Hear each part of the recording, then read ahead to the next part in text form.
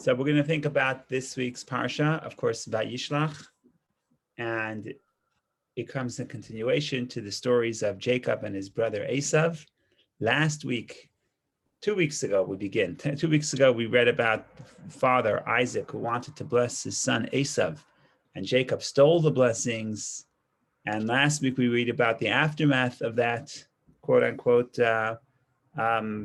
theft, where Isaac has to run away from his father's homeland, from Israel, and he runs to Haran because he runs away because of the wrath of his brother. And he's there for 20 years.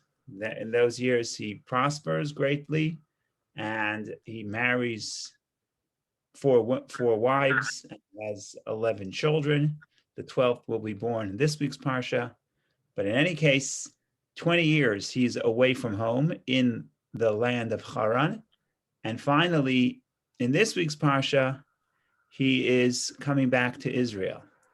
And when he comes back to Israel, it wasn't called Israel then. He wasn't called Israel either until this Parsha.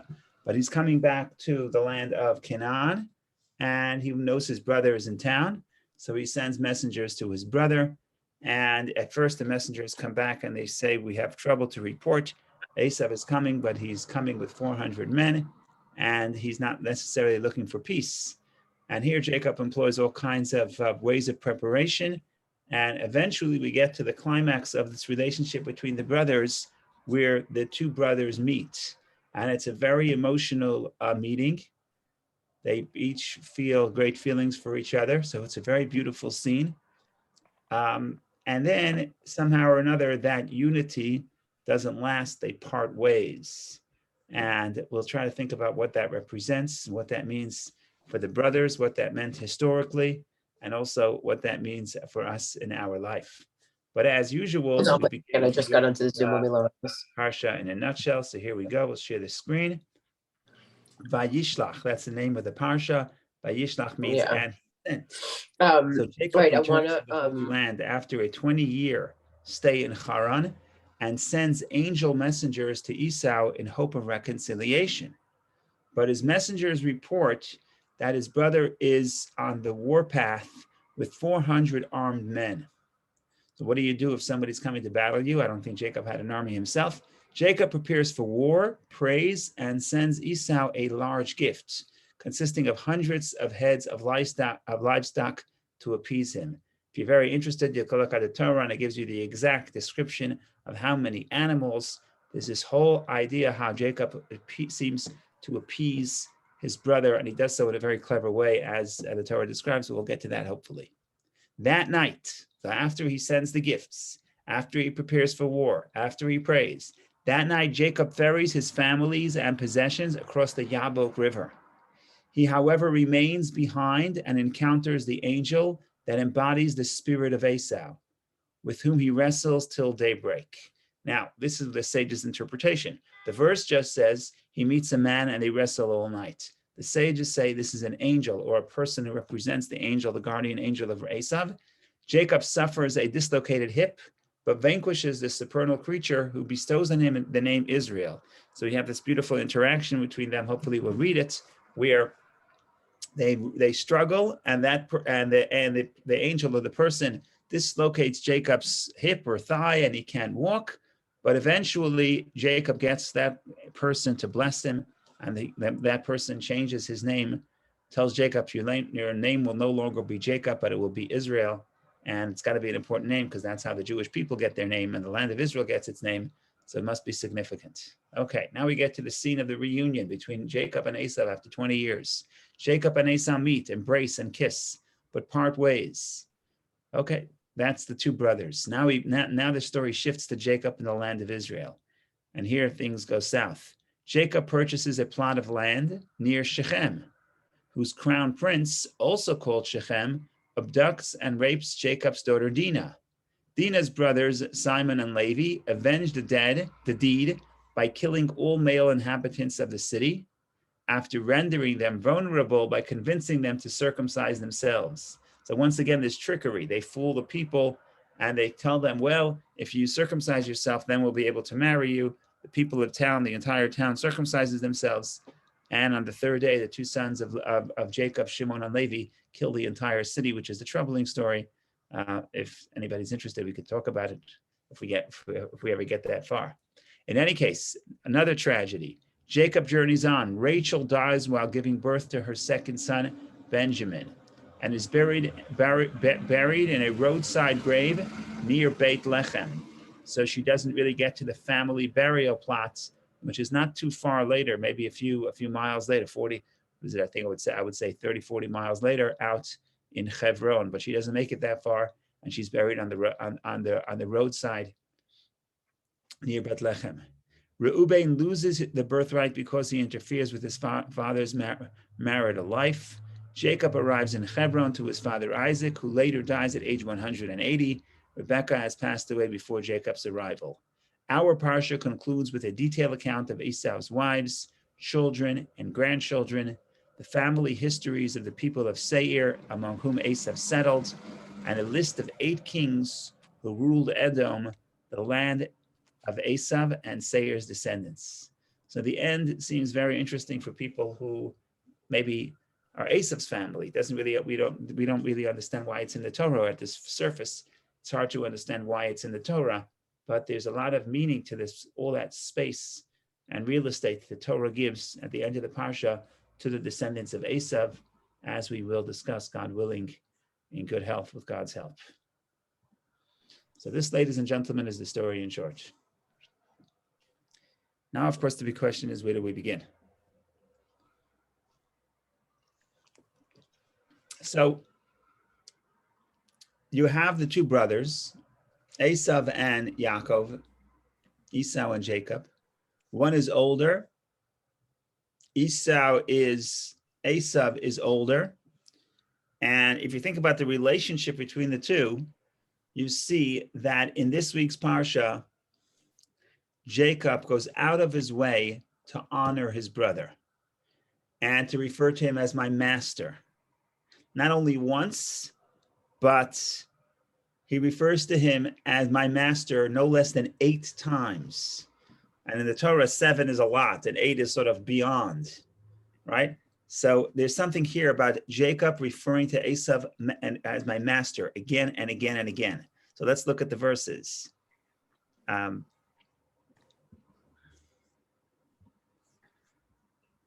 so this is from the opening scene of the parsha.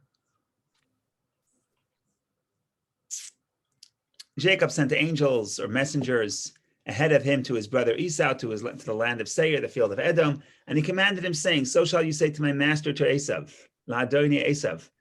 So thus said your servant Jacob." Okay, so he calls him the master. He's the master. I'm the servant. If you call your older brother master, it's strange. I mean, you're supposed to honor your older brother, but I don't know if you have to call him master. I don't know if you have to call yourself servant. But it keeps going, and he says, "Well, thus said your servant Jacob, I have sojourned with Laban, and I have tarried until now. And I have acquired oxen and donkeys, flocks, manservants and maidservants, and I have sent to tell this to my master," number 2, "to find favor in your eyes." The angels returned to Jacob, saying, "We came to your brother to Esau, and he is also coming toward you, and 400 men are with him." Jacob became very frightened and was distressed, so he divided the people who were with him and the flocks and the cattle and the camels into 2 camps. I'm going to skip a little bit because this is the prayer. I'm going to skip a little bit, go to the second reading. We're going back to the master. He sends all the gifts. And he says the messengers as follows. And he commanded the first one, saying, "When my brother Esau meets you and asks you, saying, 'To whom do you belong? And where are you going? And for whom are these before you?' In other words, who are these all these animals belong to? You shall say, 'I belong to your servant Jacob. It is a gift sent to my master to Esau. And behold, he himself is behind us.'" And he says this the same thing he told it to the other ones as well. He sends many groups. And when they meet once again, he refers to him as my master. Let's get to the meeting. After he meets with the angel, we'll deal with that another time. They finally meet. Jacob bows to him 7 times, and he went ahead of them and prostrated himself to the ground 7 times. Jacob bows to Esau 7 times. Esau ran toward him and embraced him, and he fell on his neck and kissed him, and they wept. And he lifted his eyes and saw the women and the children. And he said, Esau said, who are these to you? And he said, Jacob said, the children with whom God has favored your servant. Again, your servant. He doesn't stop with the servant. And everyone bows to him. Okay. And he keeps going. Verse 13. So Jacob said, once the reunion happens, Esau says, oh, let's go out for lunch. Let's live together. Let's hang out. So Jacob says, well, I'm not sure. It takes me too long I travel too slowly. I have many children. I have cattle. So why don't you go and I'm coming later? So when he has this conversation in verse 14 of chapter 33, keeps going about this servant, my master. Now let my master go ahead before his servant. Again, master. And I will move at my own pace, according to the pace for which that is before me, and according to the pace of the children, until I come to my master to Seir. Keeps saying master again. The next verse also, why do you do that? May I find favor in my master's eyes. He continues saying master. So Jacob, the younger brother, who's allegedly who's supposed to be at least according to our interpretation, he's the more righteous one. And he keeps referring to his brother who as master, and I'm the servant. Now you could say he's just prudent. Esau is stronger. And my mother once told me, don't start up with anybody bigger than you. And I tell it to I think about it when I drive in the car on the highway. I try not to start up with the trucks who are bigger than me, because I remember what my mother said, don't start up with anybody bigger than you. So Jacob is smart. He realizes Esau has 400 men. So it's prudent. You say, master, you're my master, you're my master. You bow, you consider yourself your servant, and you please his ego, and hopefully he will let you live and he'll forgive you. So it's a good thing to do if you have to. But the Medrash is a little bit more critical of Jacob. And the Medrash says that was a sin. You don't refer to Esau, who's not righteous, and you're the righteous one. You don't refer to him as my master so many times. And the Medrash does the counting. I didn't do the counting, even though I read some of the verses. I didn't count. But the Medrash says he bows 8 times. He refers to him as master 8 times. Now let's go at the end of the parsha. The end of the parsha, the Torah gives you all the chronicles of Esau's descendants out on Mount Seir. They moved away from Israel. They go south of Israel, southeast of Israel. They camp in a place called Mount Seir. And the Torah says, and these are the kings who ruled in Seir before there was a king to the Jewish people. Jewish people took them a very long time to establish a monarchy. First of all, they were in Egypt for 400 years. In other words, from that point, it was almost 400 years. Then they have to come back to Israel. And then in Israel, there were almost 400 years where there was no king. So finally, 700-800 years later, after this event, the Jewish people managed to put together a monarchy, create a kingdom. King Saul was the first one. Way before that, Esau's descendants had 8 kings, successive kings, living in Mount Seir before there was a king in the Jewish people. That's good to know. If you ever wondered how many kings the people of Esau's descendants had in Mount Seir, you open up the Torah, the 7th reading of this parsha, and it tells you. So it seems strange. Why do I need to know this? So what the Medrash does here, the Medrash says, you know why? This is a sort of a hidden critique. Because Jacob bows to Esau so many times and calls him my master 8 times, he gives Esau a certain energy and power that now Esau gets the sovereignty in some sense. Esau gets the strength and the power even before Jacob does. And therefore, the 8 times that he refers to him as my master is translated into the 8 kings that Esau has before Jacob can get a king.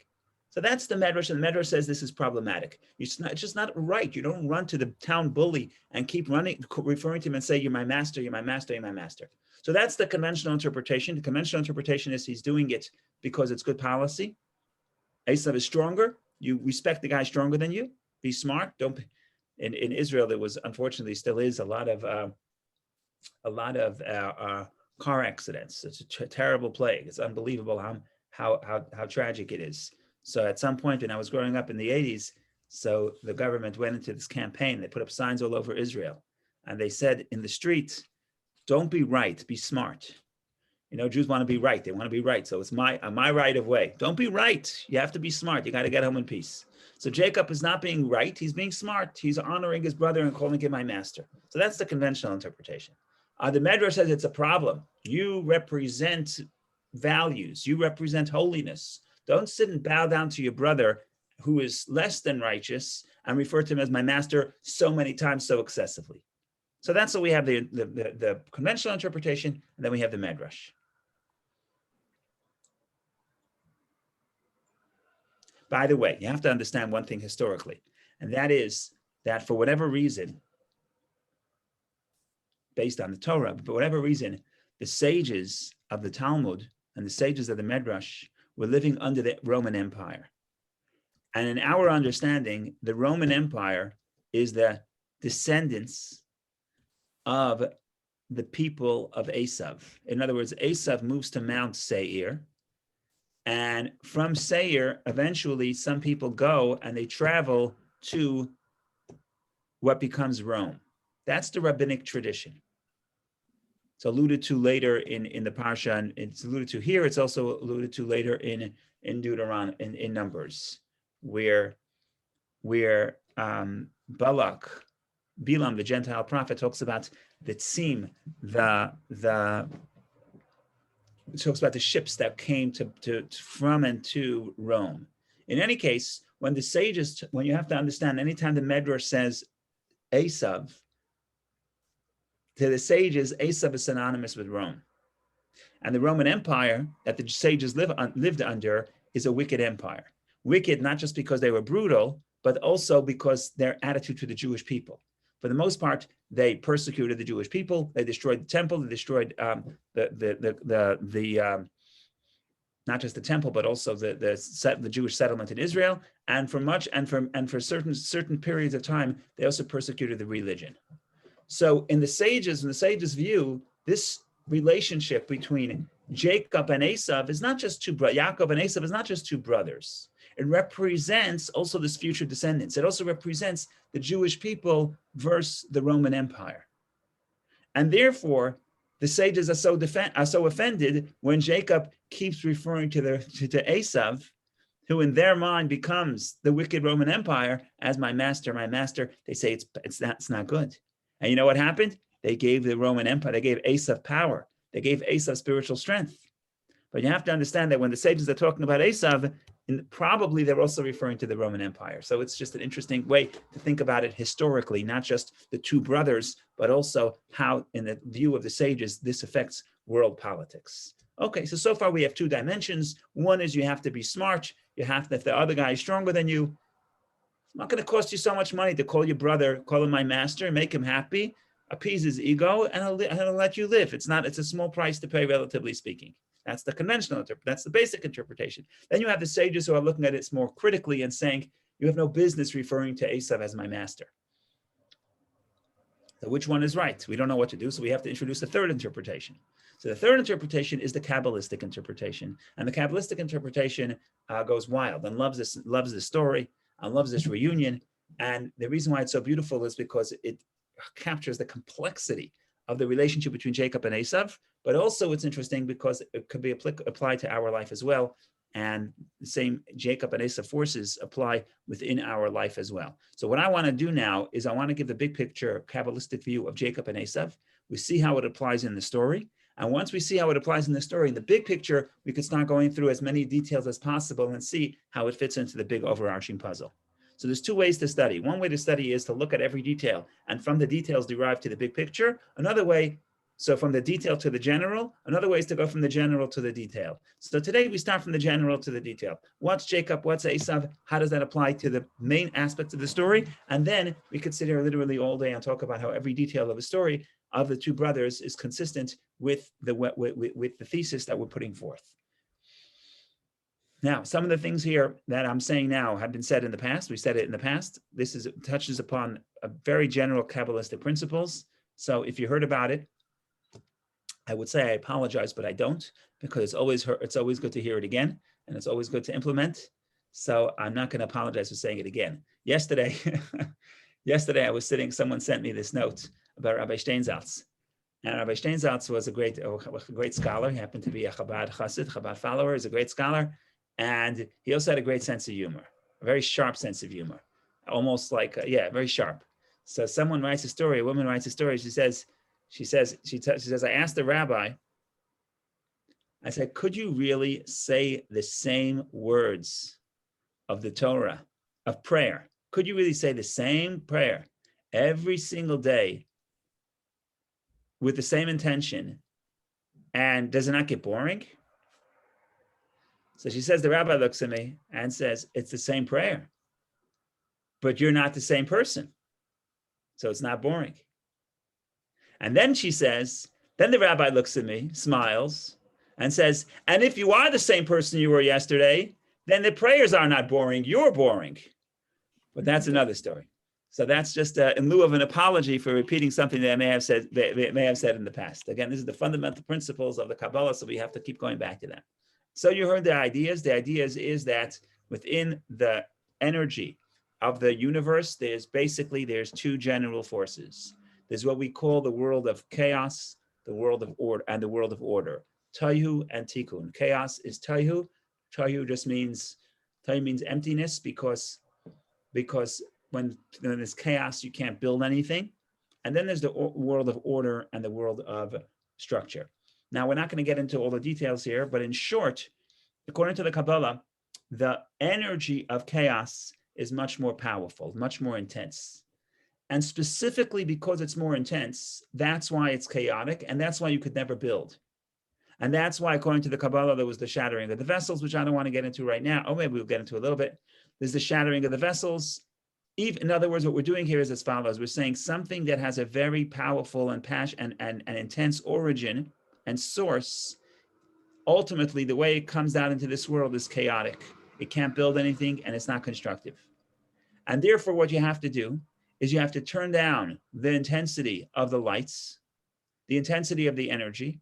So you have far less energy, but then with the lesser energy, you can build. And that's how God creates the world. At first, this chaotic energy, the chaotic energy shatters. Then you get energy of order, diminished light, you get order, and the order could build. And we're going to explain what this means in the human soul in a moment. So be with me in a moment if this is a little too Kabbalistic. And you want a parable. What's the parable? You have 10 people in a room, and everybody is super passionate about their opinions. And you put them all in one room and you say, you need to make a decision. And you know what's going to happen? If these people are really passionate about their beliefs, they're not going to be able to compromise. And if 10 people are trying to do something and each person is pulling in another direction, what are you going to get? You're going to get chaos. If you're lucky, probably more likely you'll get an explosion. But what you're not going to get is you're not going to get anything constructive. Why?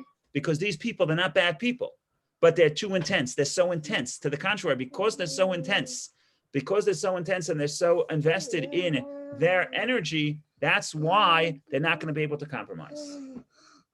Okay. So Chera wants to study Torah, so she's gonna join us, I hope. Okay. Now, Chera. Abba. Yeah. Okay, you can say an Abba. Now, what does this have to do within the human soul? So within the human soul, you also have so within creation, so God puts forth first puts forth 10 energies of chaos, but those energies of chaos are very intense. So kindness says we need absolute kindness. Judgment says we need absolute judgment. Discipline says we need absolute discipline. And because everything is absolute and so strong and so potent, they can't combine to build something because those energies don't coexist. So you get an explosion, then God has to diminish the light and recreate. What is this within the human soul? So within the human soul, you can really think about the mind and the heart. And the heart has emotions. And the emotions, the more powerful they are a remnant of the world of chaos. Within the person, they're the world of chaos. Now, the world of chaos doesn't mean bad. It just means that they're very emotional, very potent, and very powerful. And the problem with the emotions that are so powerful and so strong is that when a person is very emotional, they can't necessarily be productive in the sense, be constructive, because emotions are extreme. When I feel love completely. When I feel hate, let's not even say emotions. Let's take a child's emotions. Child's emotions is raw emotion. A raw emotion, when a child loves something, completely.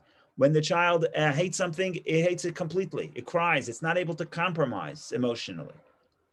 The mind, on the other hand, is a different type of energy. The mind, what it does when functioning properly, the mind can tell the emotion, be objective, take it easy. It's not so bad. It's not as bad as it looks. We need some of you and some of the other emotion, and together we can build something.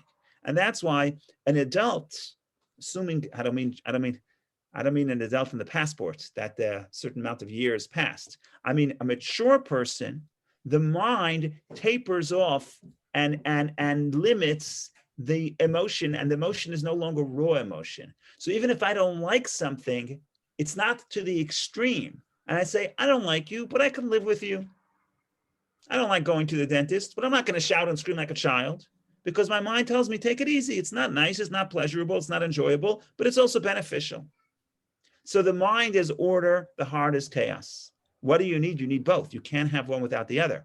Lest you ask me, why did God create the world of chaos? You need to have the energy of chaos, because the energy of chaos is the fuel. And the energy of order is supposed to channel that fuel in the right direction. So in other words, if a person is very intellectual, but has no emotions, or doesn't have emotions, they're not going to be motivated to do what they need to do. Right? The example I once gave is, you have an engine and you have a steering wheel.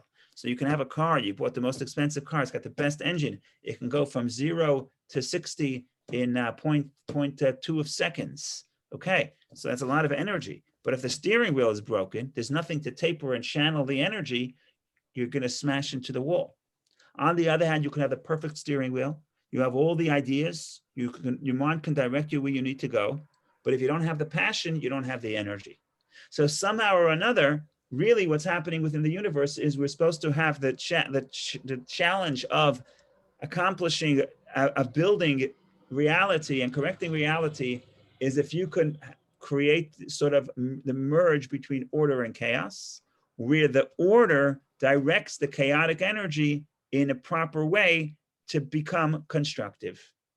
In other words, the mind teaches the heart, teaches the emotions how to channel itself and how to limit it, but also how to channel it. And that's healthy emotion. And then a healthy emotion, then emotion is the greatest motivator for constructive behavior. But if you let the emotions run without being channeled and even tapered by the mind, which is the world of order, then you get chaotic life. Today I wake up in the morning, I want to do something. Tomorrow I wake up in the morning, I want to do the opposite thing. You cannot build, because it's always being pulled in different directions, and it's completely in the world of chaos, not in the world of order. Well, that's the big idea of chaos and order. Says the Kabbalah, Yaakov and Esau is chaos and order. And this fits everything. First comes chaos, then comes order. First is Esau. Esau is older. What do we know about Esau? Esau is an intensely passionate person. He's a hunter. He's got energy. He's running. He's running to accomplish. What's Jacob? Jacob, since in the tense, he's a man of study. That's the mind. And you'll see in a moment how Jacob is very calculated, and Esau is very spur of the moment, because Esau is very emotional, and Yaakov is much more intellectual. Now, what's the purpose of what's the healthy balance? The healthy balance is that collectively, the healthy balance is that Yaakov and Esau need to make a partnership. The mind and the heart need to make a partnership. And Jacob has to channel Esau's chaos. That has to happen within the person, but also within the universe as a whole. And in general, by the way, you can also talk about the world of the physical world and the spiritual world, also in terms of chaos and order, because the physical is much more chaotic. The needs and the desires of the physical is chaotic.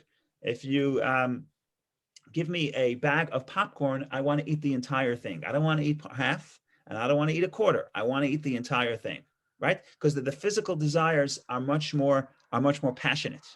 And passionate, I mean, in the extreme. And that's not positive or negative. It's just that's what it is.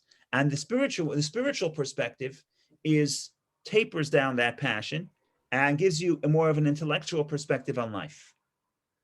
Now, what's the goal? Physical desire, spiritual desire. The goal is we need to have a reunion. We need to have a union between the two brothers. Both brothers have to work together. Each one has something to contribute. There is the physical world. There is the passion of the heart. There is desire for chaos. That's at one extreme. The other extreme is spirituality, is intelligence, and is order. Now, who's better? It's not about who's better. You need both, and both have to make peace with each other. And according to the Kabbalah, that's really what's happening when Yaakov is trying to meet Esau. What he's trying to do within himself and within the universe is he's saying, could we get to the point where the order and the chaos could reunite and bring perfection to the world? And in other words, there's no more struggle. There's no more struggle because the chaos is not pulling us in negative directions, but the chaos has been liberated and channeled by the order. So we're done. We already refined ourselves. Mashiach comes. When Mashiach comes, the Kabbalah explains what's going to happen is you're going to have the energy of chaos in vessels of order. In other words, the world beats perfection. We have just the right amount of chaos, but the chaos has been perfected. In other words, the passion and the emotion is directed in a healthy way. So there's no inner conflict. Right? If you think about this, most of the inner conflict in our life, or I would say all the inner conflict between our life, is really a conflict of mind over a mind and heart. And the heart wants one thing, the mind wants something else, and that's where the conflict becomes. Now, what's the goal of life? The goal of life is not to destroy the heart, to destroy the passion. The goal of life is to direct the passion. If you have no passion, you have no life. So Yaakov and Esau have to meet. And Yaakov wants to get to the point where could we get to the point where we could make a partnership and live together? And ultimately we meet together and we live happily ever after. And the history is over. In other words, the world reaches perfection. And according to the Kabbalah, they meet and they have a reunion. And it's a genuine reunion. And they're both crying and they're both hugging each other. And they both recognize each other. And they both understand each other. Because both chaos and order recognize that they need the other one.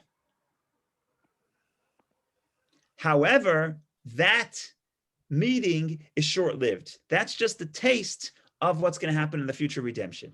And then for the next almost 3,000 years after that, they separate again. And we're still in the struggle between Yaakov and Esau, between order and chaos. And ultimately, that reunion that happened, the temporary reunion that happened between Yaakov and his brother, is going to happen within the world as a whole when Mashiach comes. And Yaakov and Esau will once again meet. And in the language of the sages, the Jewish people and the Roman Empire, which is the Jewish people is a symbol of spirituality, and the Roman Empire is a symbol of the West, that the science and technology of the physical world will ultimately reunite because we understand we need each other. And this can explain so many details about the two brothers, about history, and about everything within our soul as well, and so many other details in this parasha. But I just want to show you the future reunion that's going to happen. So give me a moment. I'll grab the verses. So they get this meeting. They go up together. They hug each other. Everything is wonderful. Okay. So Esau says, thereupon he said, let me open Rashi's. I'm sorry. Show Rashi's commentary. Okay. So Esau says, thereupon he said, Esau, travel and we will go, and I will go alongside you. Let's travel together. Jacob says, we can't do this. And he said to him, Jacob says, my master knows that the children are tender, and the flocks are the cattle, which are raising their young, depend upon me. And if they overdrive them one day, all the flocks will die. If we move too fast, everybody's going to die. What is he saying? I want to get to where you are. I'm not there yet. He sensed that it's premature. Chaos and order did not fully refine themselves together yet. And therefore he says, now let my master go ahead before his servants, and I will move at my own slow pace, according to the pace of the work that is before me, and according to the pace of the children, until I come to my master to Seir. Because eventually I'm going to come with you to Seir. As Esau moves to Seir. Okay, if you search through Jacob's entire lifetime, I hate to be the one to break the news to you, he never went to Seir. So why is he saying he's going to go to Seir? So Rashi has a beautiful interpretation, practical interpretation, and then he also gives the Medrash interpretation, the spiritual interpretation. The practical interpretation is Jacob never intended to go to Seir. He doesn't want to go to Seir. But what happens? Jacob says, my brother, right now he loves me, but he's an emotional guy. He's a flip-flopper. Right now he loves me. Tomorrow he's going to want to kill me. So you know what? Let me tell him I'm going to come to you later. And then he'll think if I ever want to harm my brother, I'll wait till he comes. I'll never come. That's the conventional interpretation. And Rashi says that Rashi quotes a law in the Talmud that says if there's a idol worshiper who in those days the idol worshippers, people were afraid of the idol. He says, "Where are you going?" Don't say, and you're going to one town over. Don't say you're going to one town over. Say I'm going another 5 towns over. Why? If they want to kill you, they'll harm you later. In other words, there's this built-in fear and distrust between Yaakov and Esau, and therefore Yaakov says, "I'm going to come to you. So if you ever want to harm me," he doesn't say this, but he means, if you ever want to harm me, I'll come to you. You'll harm me then. And he really has no intention of going there. That's the pshat. That's the simple level. So comes the Medrash, and the Medrash says, of course Yaakov wants to meet Esau. And of course we're on the way. It just takes some time. How long? Well, it took about 3,000 years. Open up the book of Isaiah. Isaiah says, when Mashiach comes, there'll be redeemers who will go from Mount Zion and they'll go to Mount Seir. And when they do, then Hashem will be the king of the universe. We say it every day in our prayer, right before the Yishtabach prayer. So this meeting, we want to make point of this. Yes, of course, Yaakov wants to meet Esau. Of course, spirituality and physicality have to meet up. Of course, the mind and the heart are going to make peace at some point. We're not there yet. It's not fully there. We're still in the struggle. When are we going to get there? Don't worry. We're coming. We're coming. It'll take us some time. We walk slowly, right? We walk slowly, but it takes us a few thousand years, but we're going to get there. Of course, we're going to get there. So let's see the Rashi. Says Rashi. No, I didn't share it.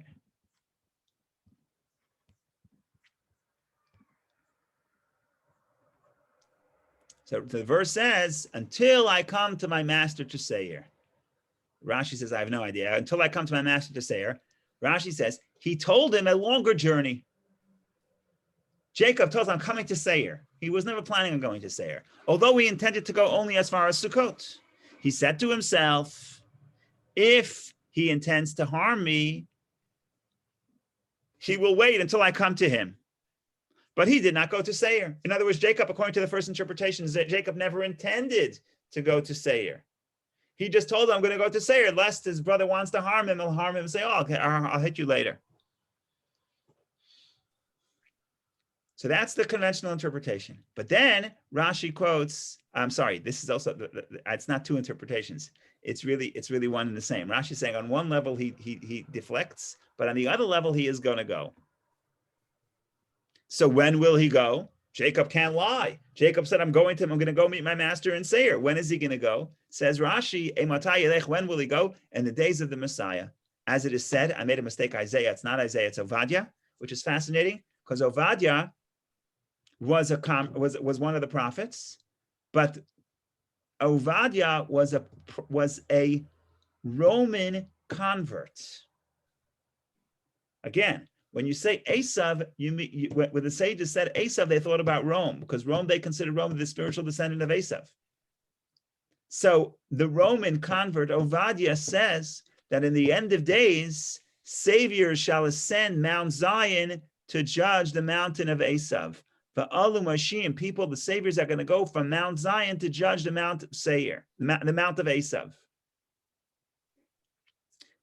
The end of in our prayers, when we quote this verse, we conclude, and then God will be the king on the earth. What does that imply? That God is not the king on the earth until Zion and Seir can't make peace. Until Jacob and Esau, they can't get along. God can't be the king fully. But what is Jacob and Esau? It doesn't mean the 2 brothers. 2 brothers passed away already. It means what they represent. It means that the forces of chaos / the forces of the physical world / the forces of the passion of the heart have to make peace with order, with spirituality, with holiness, with the perspective of the mind. And that meeting started with Jacob and Esau, and it happens every day, because every day we're all part of this cosmic effort to bring peace between order and chaos. And every person does it within their own life. When every person bridges the physical and the spiritual within themselves, the heart and the mind within themselves. And when we do that, we're bringing forth the passion and the energy of Esau and refining it and directing it toward a proper and constructive conduct. And that's how we're leading to the reunion between Yaakov and Esau, which will ultimately bring about the ultimate reunion when Yaakov finally actually does go to Esau, and then God is the king of the world. So that is the big picture. So let's go where we started. Why does Yaakov refer to Esau as my master? The answer is, I gave you two answers. First answer was, practically speaking, the guy's stronger than you. Anyone who's stronger than you, say my master. Why? Otherwise, who knows what they'll do to you? That was the practical. Then we got to the Medrash. The Medrash says, oh, it's a terrible thing. How could you refer to Esau, who's a wicked man? How could you refer to him as my master? What is the Medrash? What is the Kabbalistic interpretation? Of course, Esau is Yaakov's master. Of course, Yaakov has to receive the intense energy that Esau has. So when he says, I'm my master, he really means it. But he doesn't mean you, Esau, the embodiment, the way you are in this physical world, in your negative embodiment. That's not my master. That's not what I'm serving. That's not who I want. What I want is Esau's spiritual energy, Esau's origin.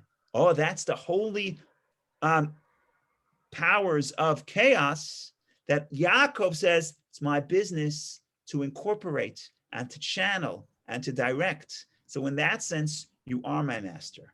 Now says the Talmud, these are the kings who rule. The end of the Parsha. The strangest part of the Parsha, not the Talmud, the Medrash. Strangest part of the Parsha. You go to the end of the Parsha, okay? You have, oh my God, the names. Who knows who these people are? Who knows who these people are? But in any case, so we have a lot of verses. Chapter 36, verse 20, all the way to verse 43. There's more than 23 verses. It's actually more. Oh, I didn't share the screen. It's actually more because the descendants of Esau is how many verses? We're talking about, oh my God, we're talking about 42 verses in this Parsha discuss Esau's family. I mean, like, seriously, who cares? They're like our third cousins, no, fourth cousins. Who really cares about this, right? Eila told Esau, these are the generations of Esau. That is Edom. And it gives you the whole history. We read all about the children. We go to the seventh reading. We're still reading about the history. And finally, we get to a fascinating verse at the Kabbalah loves, verse 31. And these are the kings who reigned in the land of Edom before any king reigned over the children of Israel. And there are 8 kings. Okay? Says the Kabbalah. Before the world of chaos, before the world of order, there's the world of chaos. Of course, Esau has kings before Jacob has kings, before the Jewish people have kings, because chaos precedes order.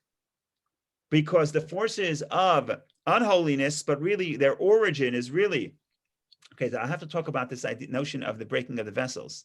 What happens is that all unholiness right now, any negativity in the world, so it's a fascinating ramification of this idea of chaos and order. Sub-idea, very important idea, but the other side of this coin is that there is what they call the breaking of the vessels, which we alluded to. If the energy is too powerful, it can't compromise, there's going to be an explosion. You put 10 people in a room who are very passionate about their ideas, and they're so passionate they have no ability to compromise their perspective, there's going to be an explosion. What's the result of the explosion? Shattered vessels. Nothing good comes out of it. So in the cosmos, in the universe, according to the Kabbalah, what is evil? So we say evil is a terrible thing. No, but everything has to come from God. Where does evil come from? Well, other faiths say evil originates in Satan, not God. No, everything comes from God. So where does evil come from? How could evil come from God? Answer, evil, its current manifestation is evil. Its current manifestation is negative, but its origin is not only good, but it's actually a higher place than holiness. Because what is the origin of evil? The origin of evil is that chaotic energy, chaotic holy energy. but the chaotic holy energy can't create anything because it's so chaotic. So it explodes, and what falls down, the physical manifestation of that is negative.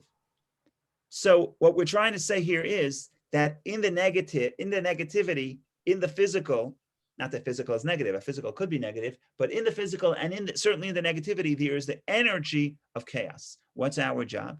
Our job is to find the sparks of chaos and incorporate it within holiness. And therefore, when we say the kings that ruled in Edom ruled before the kings ruled in the Jewish people, is because this is aligned with the Kabbalistic principle that chaos precedes order. Not only precedes in time, but also precedes in its spiritual state. The state of chaos is more holy because it's more intense. It's more intense divine energy, but it's too intense. Too intense is no good either. And then you get to the break, and then you get the shattering, and then you get negativity down here, and then it's Esau. So when Yaakov is bowing to Esau and saying, "You're my master, you're my king, I need you, I'm your servant," there's a deep truth to it. But he's not talking about Esau down here. He's talking about the origin of Esau's origin, Esau's energy in its source before Esau uses it in a negative way. So this, ladies and gentlemen, is the big picture. And now you could start thinking about every detail in the parsha and applying it. For example, one idea that the Rabbi Shneur Zalman does in the discourse is that he divides, Jacob prepares for war. When he prepares for war, he divides his people into two camps, right? If you want to look at the verse, right? Because we know that a Jew, this is the source in the Torah, that you're supposed to diversify your efforts. If you're in trouble, if you have a problem, you have somebody who wants to harm you, you can't just take physical precautions. You also have to pray. But you can't pray. You also have to take physical precautions. And even physical precautions, you have to prepare for war, but also reach out for peace. You have to diversify. That's exactly what Jacob does. He prepares for war, he sends gifts, and he prays to God. But if you think about how he prepares for war, he divides his entire camp into two. Jacob becomes very frightened and was distressed. So he divided the people who were with him and the flocks and the cattle and the camels into two camps. And he said, if Esau comes to one camp and strikes it down, the remaining camp will escape. Okay, so he has two camps. Why two? Maybe four, maybe three. Why two camps? So the Kabbalah explains something very interesting. Rabbi Shneur Zalman alludes to it at great length in his discourses on this week's Parsha, in Torah Or. He says two represents the world of chaos. Anytime you see the world of two, you read the world, it means the world of chaos. And three represents the world of order. And what so happens to be that Jacob is the third of the patriarchs because he represents number three. But when Jacob wants to communicate with Esau, he divides his camp into two. Why does two represent the world of chaos? Because two represents opposite extremes. And Esau is an intensely emotional person.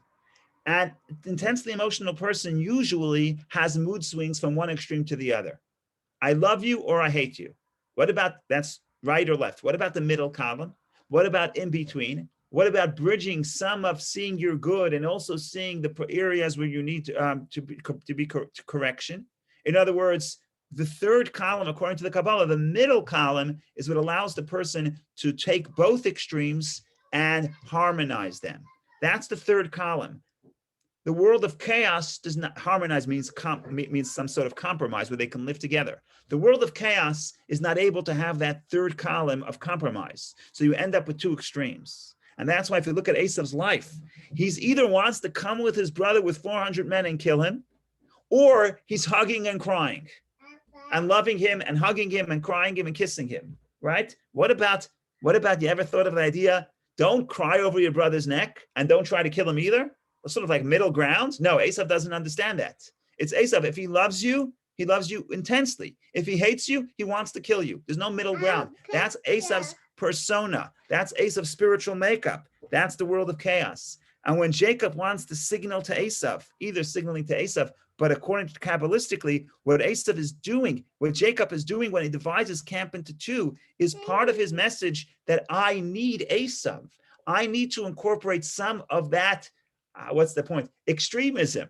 Two represents the two poles, the two extremes. I need some of that passion and some of that intensity within my own life. I'm going to do it in my way. I will correct it.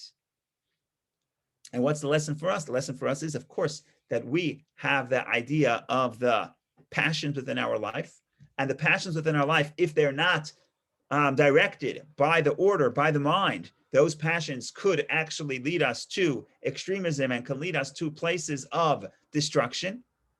Right? You have people who follow the passions of their heart, and it destroys literally everything they have in their life. But the point is not to eliminate all of Esau. The point is not to eliminate all of the unbridled intensity. But the point is, could Yaakov and Esau meet? And that's the challenge of the two brothers. And they met temporarily. And we keep working at that meeting, and we're almost there. Jacob says, we're coming soon. We're coming soon. And Avadia tells us when Mashiach comes, we're going to go from Zion to Mount Esau, but it really means the reunion and the reunification between the physical and the spiritual, between the heart and the mind. And it's not that one is right, one is wrong. It's not like what's better, the physical or the spiritual, that we need both, but one has to control, one has to direct the other. And this is consistent with many Kabbalistic ideas of the sort of the supremacy of the physical over the spiritual in some sense, because the physical has the world, has the energy of the world of chaos. And that's why, according to Judaism, the most important thing is action. Why action? Because when you're thinking, it's in spiritual reality. Wonderful, that's the world of order. But there's something to the physical, which comes from the world of chaos, which is so much more powerful, and not only in the physical sense, but it also has a higher spiritual origin. And the whole purpose of the spiritual is not to escape the physical, but it's to make peace and hug and cry and reunite with the physical to its spiritual origin, which is the intensity of the love of God. And there's a lot more to say about this. And you can also see this within the Parsha, that there's a lot about the proper interaction between the physical and the spiritual. And that's really, in other words, the meeting between Yaakov and Esau. So this, ladies and gentlemen, is the story in short. Sorry for going a little short and starting a little bit late. Just a word on programming and a plug. We concluded our Friday series about the Kabbalah, the Song of Songs, Kabbalah, the Song of Songs, which was very enjoyable and a lot of fun. So tomorrow we were thinking about what to do, but because we're starting next week is the anniversary of the liberation of Rabbi Shneur Zalman from the Tsarist prison. It's considered the new year of Chabad philosophy, the Rosh Hashanah. So we were thinking of starting this Friday. We'll read the introduction, and the next Friday we'll start the Tanya, which is the foundational book of Chabad philosophy. And we're going to try to do, no promises, but we'll try to do one chapter a week. So even if we don't finish the whole thing inside, we'll read some of it inside. But I feel like if we try a chapter a week, we'll finish by next year, 19th of Kislev. So everybody is welcome. You don't have to come to every week. Whenever you come is good. Friday, 10 a.m. That's just a word from our advertisers. Okay. Which shire are you using? I'm sorry, I don't hear you, Elisa. Maybe it's me.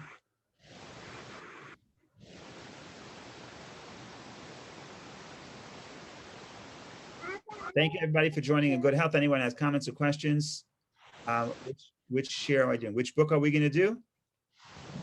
Yeah, so we're not sure yet. We have two options on Chabad.org. One is the Lessons of Tanya. Problem with the Lessons of Tanya is, which share? The beginning. We're going to start with the first section. Yes, Vicky. Thank you very much, Rabbi. Thank you. Thank you. Thank you, Rabbi. Have a great day. Everybody have a wonderful day. See each other. Thank you. Bye. Bye. Vicky, do you have a question? Because your hand is raised. Yeah, I don't know if we have time. You have a minute. Yes. Yeah, I just all throughout the talk, which is all beautiful ideas, but makes us wonder, why does it take us so long? Is it because not everything in the power of human mind, and we need to rely on higher powers to align it to the higher kind of So according to Rabbi Shneur Zalman, Yaakov has been away for 20 years. And he comes back and he says, what have I been doing in the 20 years? I wasn't just fattening my bank account or growing my flock and having children. I've been working on myself spiritually. What does that mean? I've been opening up myself the world of chaos, of the world of order, to move out of the world of ideas and try to incorporate the world of chaos within it. So I'm prepared for the meeting. The messengers come back and say, my friend, it's all good and well, but you need two to tango. So your brother also has to be willing and do the work required to allow himself to be directed by the world of order. And they're saying your brother is not ready. So in other words, your brother is not ready to tap into his own origin and his own spiritual source, which is the holy energy of chaos. So what is he left with? He's left with the shattered vessels of chaos. Now, because Esau originates within the world of chaos, within holiness, so when you have an intense moment, yeah, he could connect to his source. But could he live that way long term? He's not ready. He's not able to do it. So it's a process of we have to help Esau refine himself. How do we do that? Well, by teaching the Esavs of the world, but more importantly, by teaching the Esav within ourselves. Because everything starts within the human soul. And within our soul affects the whole world. So when we are able to get the forces of chaos in our life to open up and be directed by the world of order, then that's going to have a ripple effect in the consciousness in the world as a whole. But the point here is, Yaakov can't do it alone. Esau needs to do it, and Esau needs to do the work. And if he doesn't do the work, yes, you could overwhelm him at an emotional meeting, even in a practical sense. Yaakov is smart. Yaakov says, Esau, he loves him so much, he's hugging him. Yaakov says, let's part, let's separate. You go here, I'm going there, I'm checking out of here. Why? Because Yaakov knows he's an emotional. The guy has mood swings. Today he loves me, tomorrow he hates me. Just because now he tapped into his spiritual origin doesn't mean he's going to do so tomorrow. So Jacob senses that it's not yet the time, in the sense that we have not yet reached that level. Why does it take long? Because the forces of chaos are strong, and when they're chaotic, they're very hard to tame. And also not easy for the human mind to figure out how. To tame the heart, yes, to tame the heart within ourselves. No, and then also to figure out, even for the mind, even for the spiritual person, it's not so easy to figure out how to tame. Correct. And a lot of this, like everything else, is also practice. So practice, I know how to do it, but am I going to do it? I have to practice. And practice takes time. And sometimes it takes 3,000 years. Okay, not that long. No, the joke is that it says in the book of Psalms that for God, 1,000 years is like a day. So the Jew comes to God and says, look, God, if for you 1,000 years is like a day, then for you $1 million is like $10. So he says, God, give me $10. So God says, no problem, just wait an hour. So that's the point. The point is that it doesn't take, it's not that long. It's only 3,000 years. It's not that long. The good news is we're almost there. And we're optimistic still. Yes, and if you want to talk historically, there's no question that the Roman Empire was much more brutal than their spiritual descendants, which is the Western world. The Western world itself is incorporating the ideas of Jacob and the idea of human rights and the ideas of justice, hopefully to some these democracy, human rights. These are all using the intensity of Esau and bridging it with the values of Jacob. So it's happening within our soul, but it's happening within world consciousness and world politics as well. So we have a lot to be optimistic for. We're not there yet. It didn't happen. Yaakov didn't go to Mount Seir yet, but he's on the way. Thank you, Rabbi. Thank you. Wonderful day, everybody. See each other in good health. Can I ask one question? Of course. How do you relate the shattering of the vessels with the wedding ritual? So the shattering of the vessel, the wedding ritual is the idea that we want to celebrate. Hey, Lisa. We want to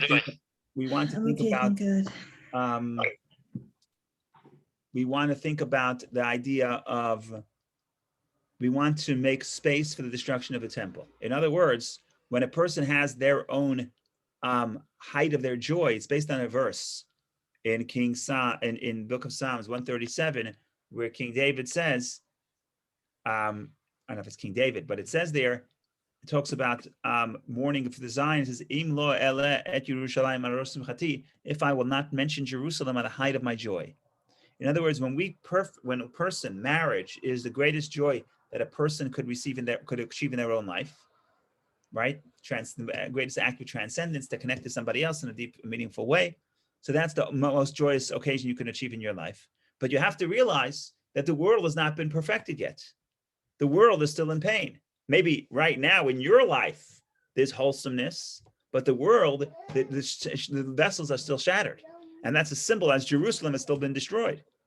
So we have to remember that my personal wholesomeness is not an escape from the pain in the world, but it's actually part of rebuilding that shatteredness that is within the world. That's how I would put it. So in some sense, when you shatter the vessel, which is simply, it's not a Kabbalistic custom, it's a custom that is just to remember Jerusalem. But if you want to look at it from the Kabbalistic lens and talk about it in Kabbalistic terms, what we're really doing is we're saying that our own life, our own wholesomeness, this home that we're building is part. We have to be cognizant that the world has not reached a honeymoon yet. The world is not in a state of harmony, in a state of romance. The world is still shattered. So we're gonna be cognizant of that, and we're gonna use the state of joy and wholesomeness and love that these two individuals, male and female, create in order to work and bring that emotion and spirit that we have and let that ripple throughout the rest of the world. That's how I would put it in Kabbalistic terms. Thank you. Thank you. Thank you, Rabbi. Okay, be well. Thank you, Steve. Have a great day. Good day, everybody. Take care. Thanks. Bye.